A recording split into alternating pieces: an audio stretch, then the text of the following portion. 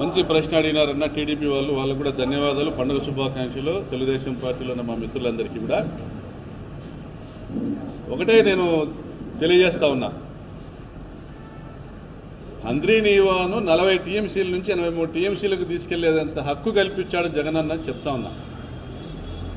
ఎక్కడి నుంచి అయ్యా ఒక తట్ట మట్టి ఎత్తలేదు కదా అని మీరు అడుగుతున్నారు. హంద్రీనీవాలో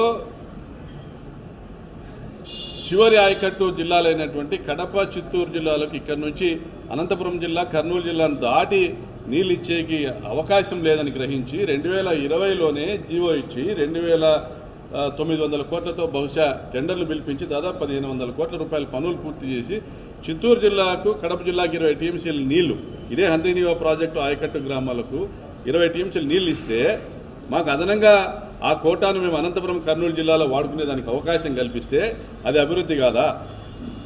మరి 6,300 క్యూసెక్కులతో టెండర్లు పిలిచారు, మేము చేయలేదు, వైడనింగ్ చేయలేదు. టెండర్లు పిలిచారు, కాంట్రాక్టర్లు పనులు మొదలుపెట్టారు. మరి మీరు ఎందుకు రద్దుపరుస్తున్నారు? మీరు ఎందుకు ఆ పనులు జరగనివ్వట్లే?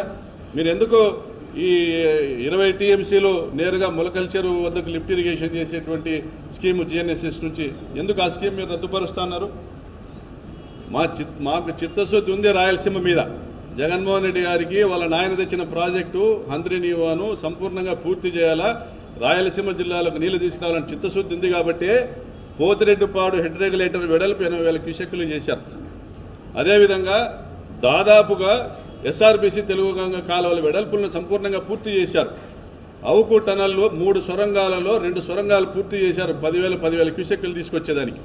3వ టనల్ కూడా దాదాపుగా పూర్తి అయ్యేటువంటి పరిస్థితిలో ఉంది.